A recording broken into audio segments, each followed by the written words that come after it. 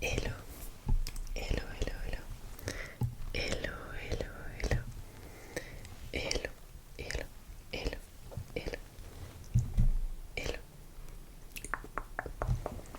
Coucou, coucou, coucou, coucou, coucou.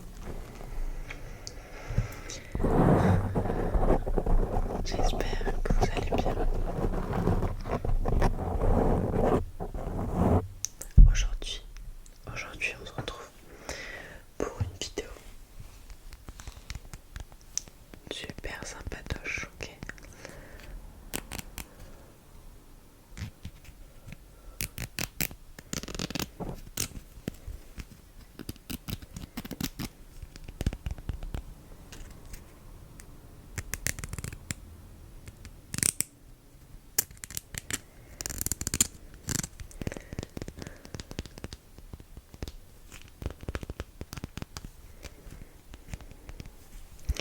Alors aujourd'hui, pas de classe, malheureusement. Enfin, vous vous en fichez peut-être, mais je vais mettre seulement le Carmex. Je sais pas si vous connaissez, à une période, c'était super super connu. Enfin, super hype, on va dire. Et donc celui-ci,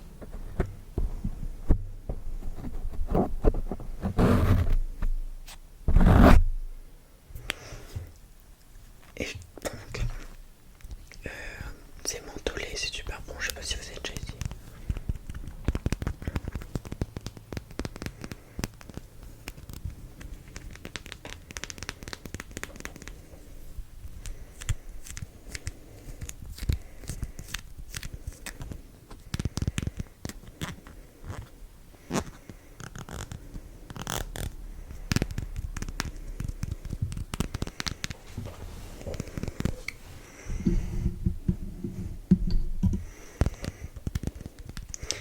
Ok, du coup aujourd'hui, je pense que vous l'avez vu dans le titre, mais on va voir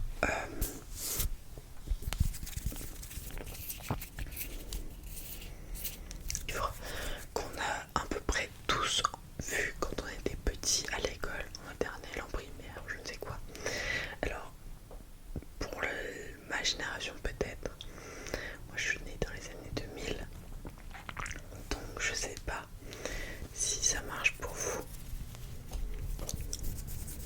Mais en tout cas, dites-moi si vous en reconnaissez quelques-uns, ça me fera super plaisir. J'essaie de prendre le plus général possible, mais bref. Et dites-moi surtout aussi les vôtres. Alors, je sais pas, mais pour moi, pardon, tout le monde, pardon, je sais pas, mais pour moi, tout le monde connaît ces téléphones multicolores.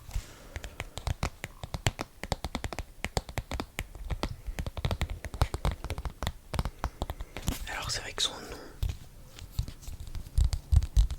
ça ne dit pas grand chose. Elmer de David McKee, mais en tout cas, j'ai l'impression de l'avoir beaucoup vu quand j'étais petite.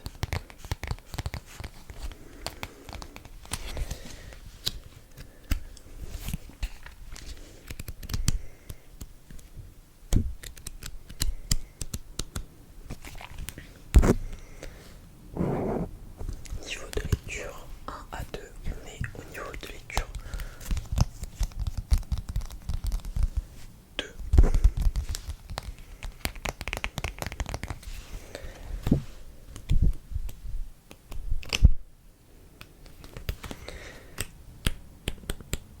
Par contre, je me rappelle plus du tout de l'histoire pour le coup.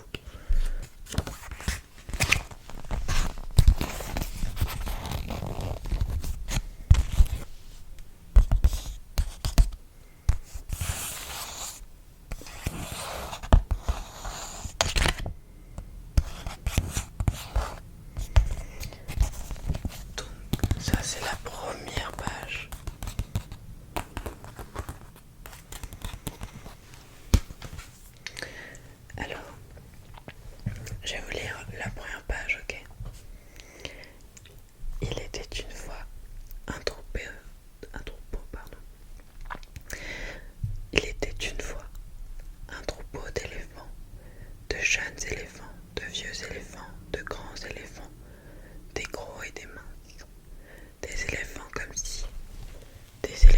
comme ça, ou autrement, tous différents, mais tous heureux, et tous de la même couleur, tous, sauf Elmer. Vous l'avez deviné, Elmer différent. Je me rappelle, c'est bon. Du coup, on a tous les éléphants gris, mais nous avons Elmer. Elmer était différent. Il était bariolé, il était jaune et orange et rouge et rose et violet et bleu et vert et noir et blanc. Elmer n'était pas de la couleur des éléphants. Nous avons notre beau Elmer, qui lui n'est pas gris. C'est Elmer qui rendait les éléphants heureux. Tantôt il plaisantait avec les autres éléphants, tantôt les autres éléphants plaisantaient avec lui. Mais c'est toujours Elmer qui amenait le rire.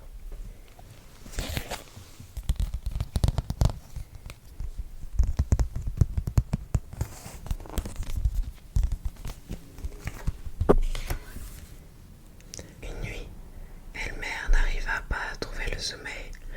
Il se disait qu'il en avait assez d'être différent. Qui a jamais entendu parler d'un éléphant bariolé, pensait-il. Pas étonnant qu'il se moque de moi. Au matin, avant que les autres se réveillent tout à fait, Elmer s'esquiva doucement. Son départ passa inaperçu.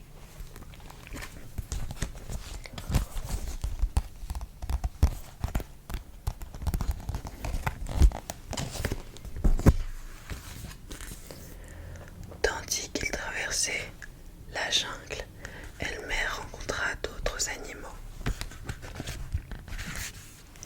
Ils lui disent tous « Bonjour Elmer ». À chacun d'eux, Elmer sourit et répondit « Bonjour, bonjour ».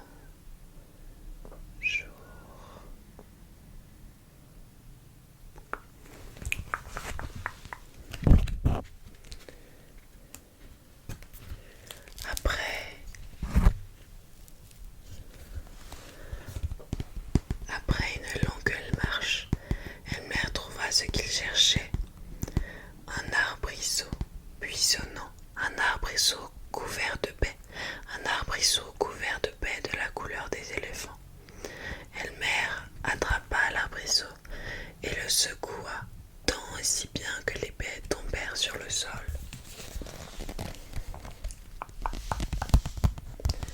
Voyez le petit arbrisseau avec des baies grises, comme les autres éléphants du coup.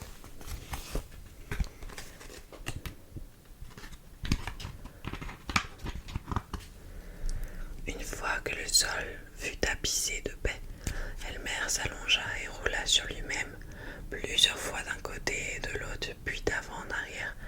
Ensuite, il ramassa des grappes de baies et s'en frictionna le corps jusqu'à ce que je le chus. Des baies le recouvrant entièrement et qu'il n'y ait plus la moindre trace de jaune ou de orange ou de rouge ou de rose ou de violet ou de bleu ou de vert ou de noir ou de blanc. Une fois son travail achevé, Elmer ressemblait à n'importe quel autre éléphant.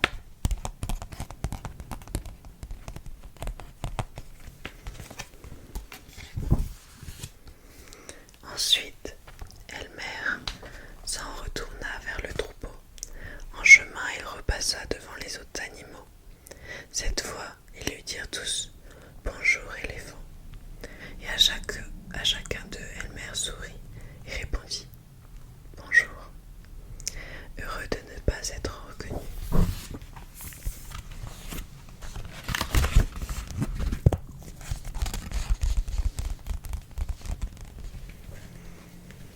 Quand Elmer retrouva les autres éléphants, ils étaient tous immobiles et silencieux. Aucun ne remarqua Elmer s'assisait au milieu du troupeau. Au bout d'un moment, Elmer sentit que quelque chose clochait, mais quoi? Il regarda autour de lui la même jungle habituelle, les mêmes nuages chargés de pluie qui traversaient le ciel de temps à autre, et enfin les mêmes éléphants. Elmer les regarda. Les éléphants étaient comme soudés au sol. Elmer ne les avait jamais vus si sérieux. En plus, il regardait ces éléphants silencieux, sérieux, solennels et comme soudés au sol. Plus, il avait envie de rire. Au bout d'un moment, ce fut plus fort que lui. Il leva sa trompe et il hurla à tue-tête. Bouh!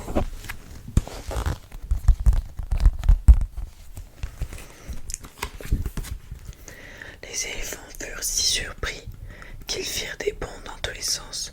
« Nom d'une pipe !» s'exclamèrent-ils, puis ils virent Elmer qui n'en pouvait plus de rire. « Elmer, dirent-ils, ce doit être Elmer. » Alors les éléphants se mirent à rire, comme jamais ils n'avaient ri auparavant. Tandis qu'ils riaient, un nuage creva, et au contact de la pluie, Elmer redevint bariolé, bariolé, bariolé, bariolé, bariolé, bariolé, bariolé. Les éléphants rièrent encore quand Elmer retrouva toutes ses couleurs habituelles. « Oh, Elmer, dit un vieil éléphant, tu nous as déjà fait de bonnes plaisanteries, mais jamais nous n'avons ri comme aujourd'hui. Tu t'es vite démasqué. Nous devons célébrer ce jour chaque année, dit un éléphant. Ce sera le jour d'Elmer. Tous les éléphants se décoreront et Elmer se peindra de la couleur des éléphants.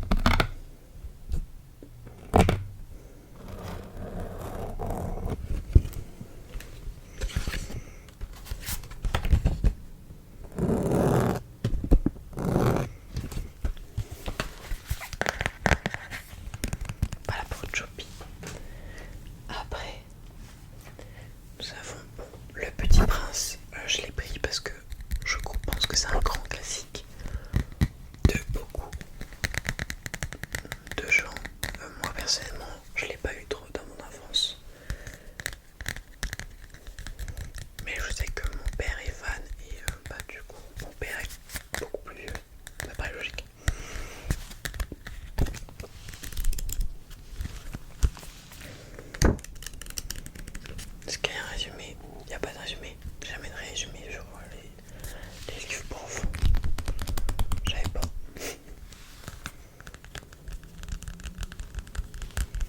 Je viens de l'apprendre en même temps que vous.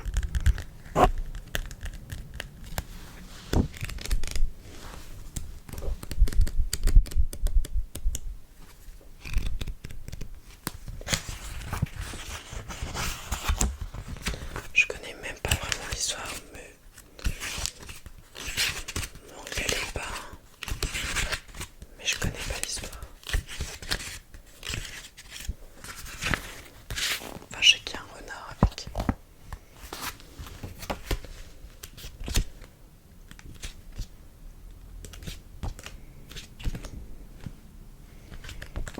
Il n'y a pas beaucoup d'illustrations. Un peu là. Je sais pas si vous voyez.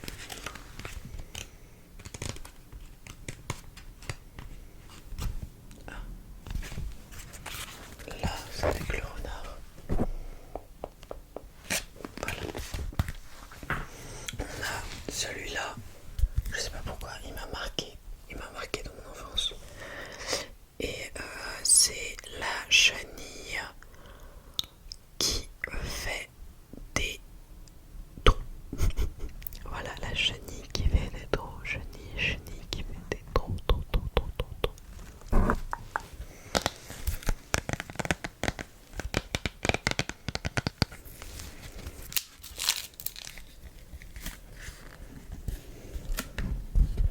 Ok, je comprends pourquoi il m'a marqué. Parce qu'il est un peu interactif. Donc ça c'est vraiment pour enfants.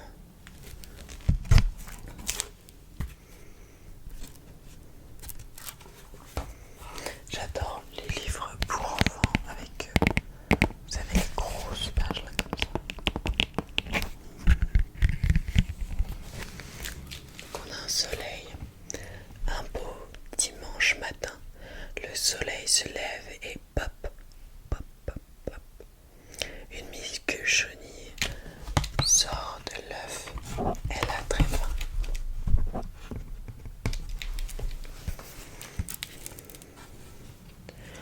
Aussitôt, elle part à la recherche de nourriture.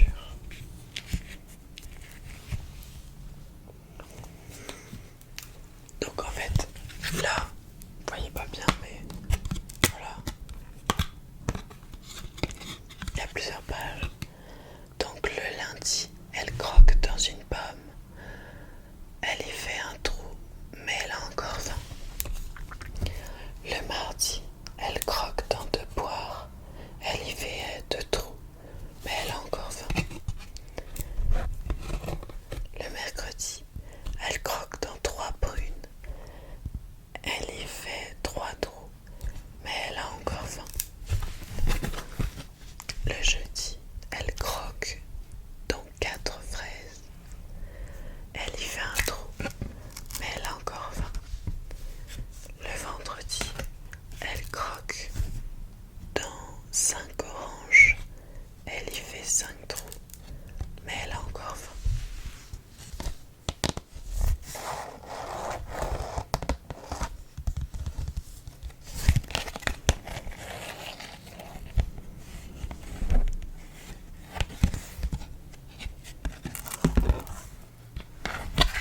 Je pense que ça pour avoir les fruits, compter les jours de la semaine. Le samedi, elle croque dans un morceau de gâteau, un cornet de glace, un cornichon, un bout de gruyère, un saucisson, une sucette, un quartier de tarte aux cerises, une saucisse, une brioche et une pastèque. Cette nuit-là, elle a mal au ventre.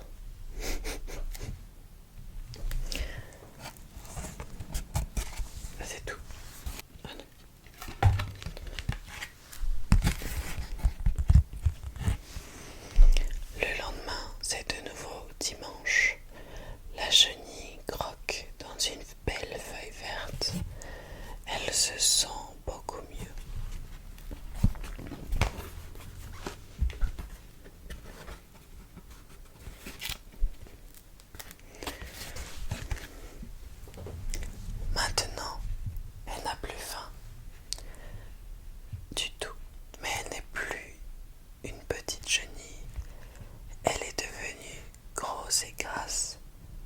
Elle se construit une maison, un cocon et s'y blottit.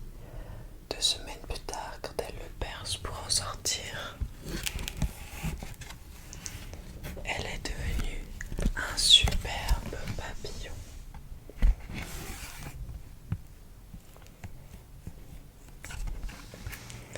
C'est super mignon. Je sais pas pourquoi, je sais pas si vous connaissez, dites-moi en commentaire si vous connaissez cette histoire. Mais dès que je l'ai vue, ça, je l'ai reconnu direct.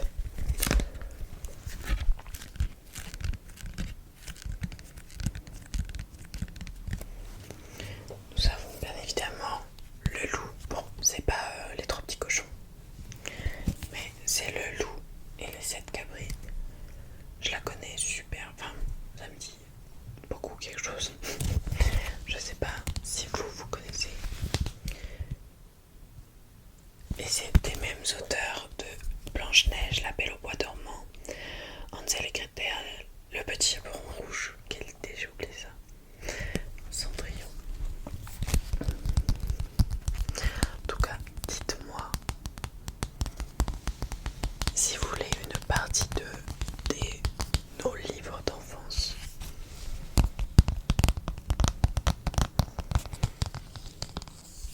Je verrai bien, ça marche. En tout cas, j'aime beaucoup faire ça.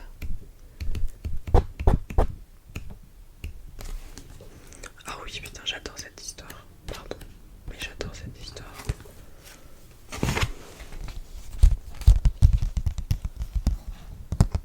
Je suis désolée, je suis obligée de la lire celle-là. Il était une fois une chèvre qui avait 7 cabris.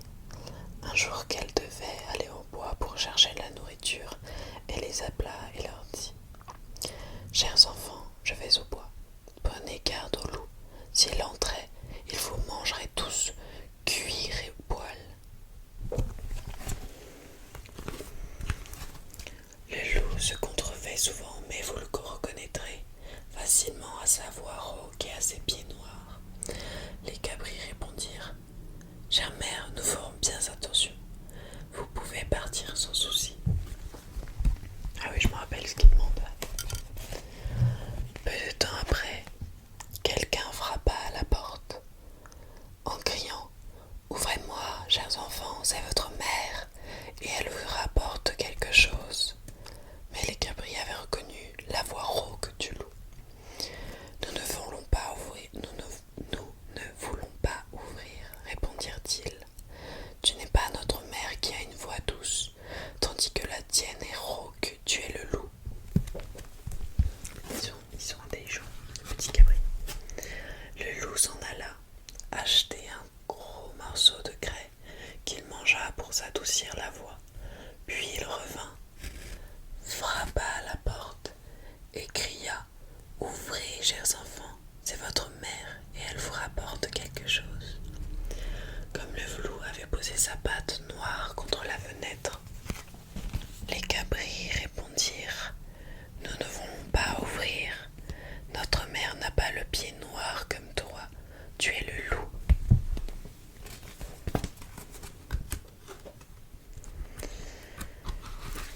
Le loup courut alors chez le boulanger, lui dit: Je me suis fait mal aux pieds, étant de la pâte dessus où je te mange. Et quand le boulanger eut enveloppé sa pâte, le loup courut chez le meunier et lui dit: Poudre-moi la pâte de farine blanche où je te mange.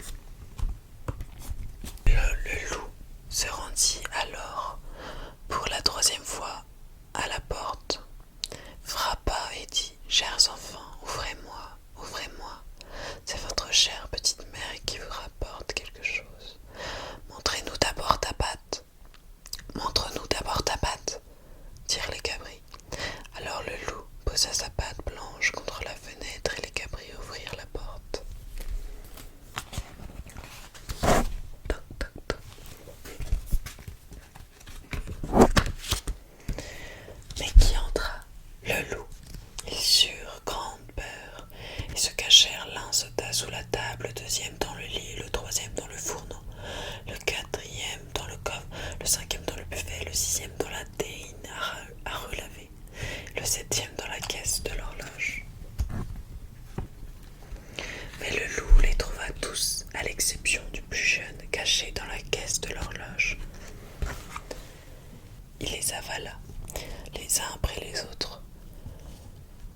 Quand le loup fut rassasié, il alla se coucher dans la prairie sous un arbre et s'endormit.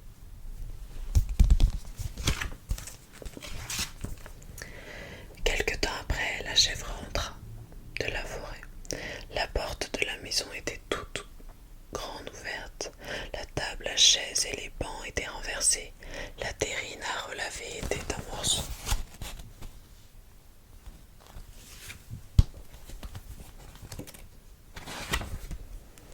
Elle les appela par leur nom. Bref, elle les cherche. Elle va taper le loup. Non, je rigole. Elle va ouvrir le loup pendant qu'il dort. Elle sort tous les gosses parce qu'évidemment, ils sont encore en vie. Elle recoue le loup avec des pierres à l'intérieur. Et après, je sais pas comment il fait, je crois qu'il a soif et il tombe dans le truc. Je sais plus en quoi. Voilà, il tombe dans la fontaine quand il essaie de boire. Et il est mort, il n'y a plus de loup. C'est super, les cabris survivent. Ouais, est-ce que vous avez déjà eu des livres comme ça aussi?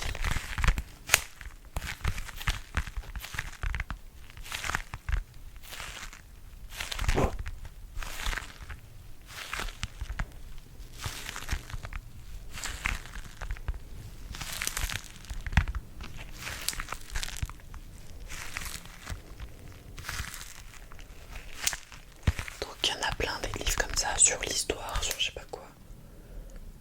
C'est pour éduquer. Donc l'imagerie de la Terre, c'est un livre d'SVT. Je vais le dire un peu.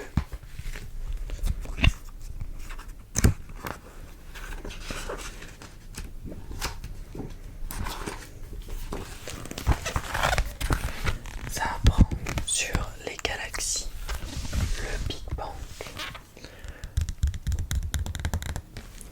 Je pense que le Big Bang serait pas mal que tout le monde se rappelle, parce que même moi je l'oublie de fois.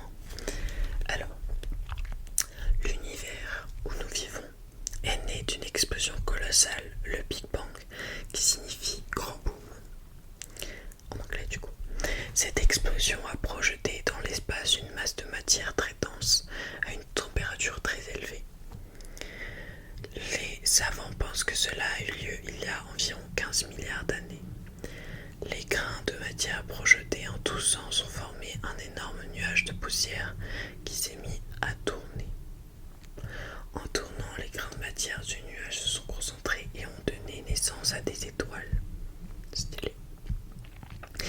Toutes ces étoiles se sont regroupées pour former de gigantesques galettes, les galaxies, qui peuvent avoir de nombreuses formes.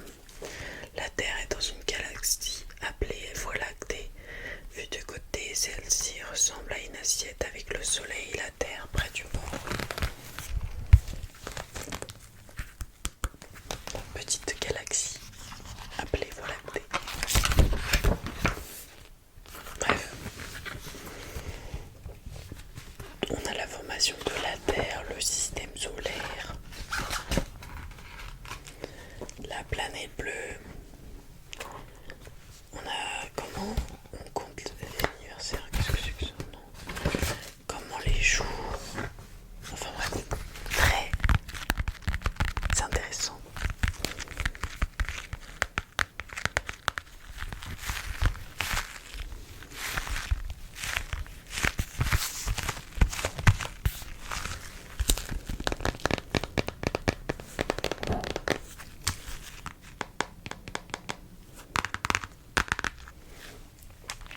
Voilà, j'en ai fini pour ça. Donc là, je vous ai montré un peu les livres de base.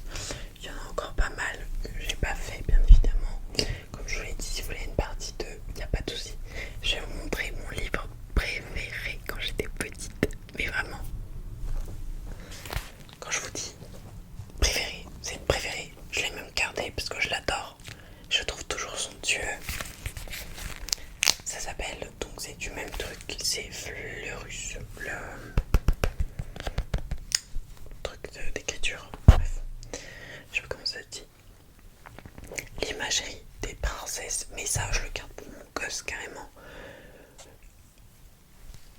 Je l'aime. Je l'aime. Je pourrais même faire une vidéo full sur ce livre. Parce que vraiment, je pourrais vous lire toute l'histoire en fait dedans. Ce livre est incroyable. Déjà regardez la couverture comme elle est trop belle. Je suis désolée mais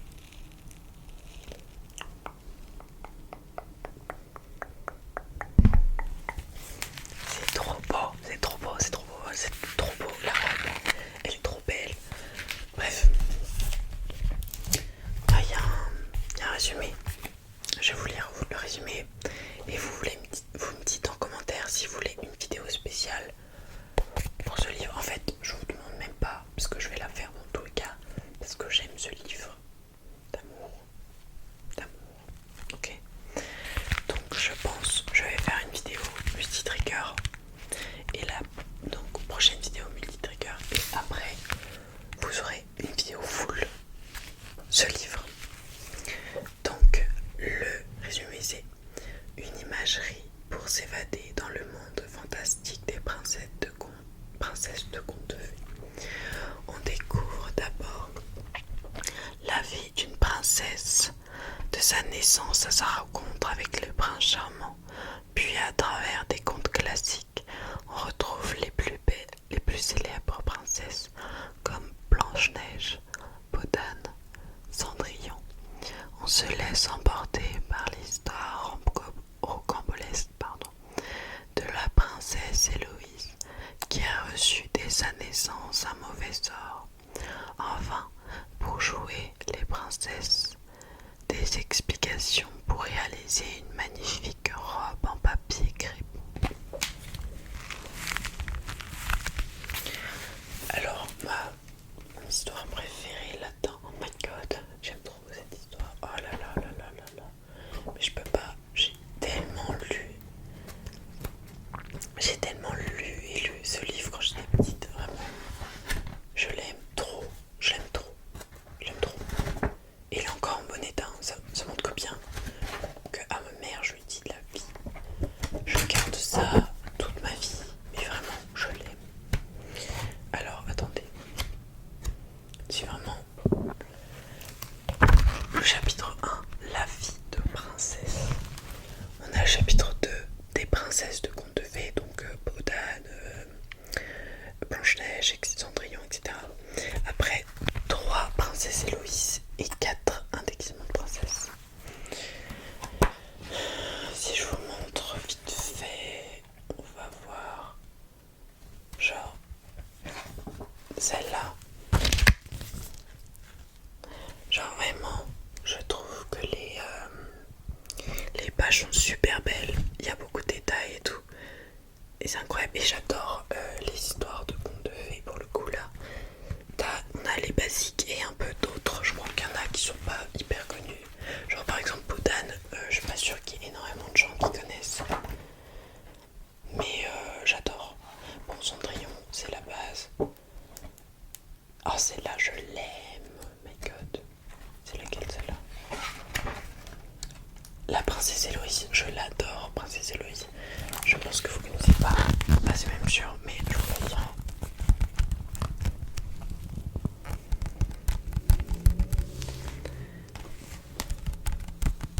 Ça, c'est le début de Cendrillon. Ok, alors, j'ai décidé. Je vous ferai une full vidéo pour celui-là.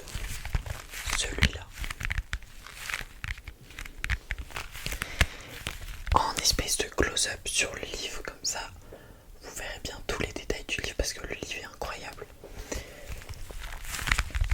Et même, je pense, si vous avez des enfants, ça peut être sympa. Bon, pour le coup, là.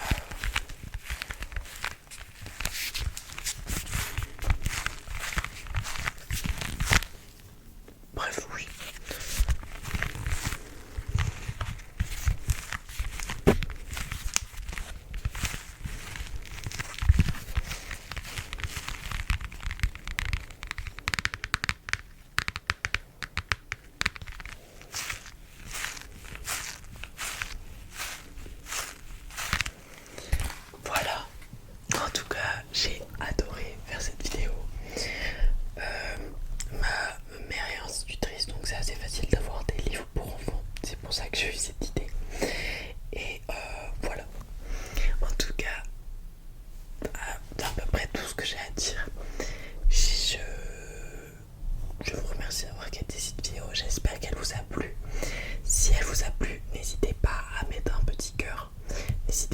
vous abonner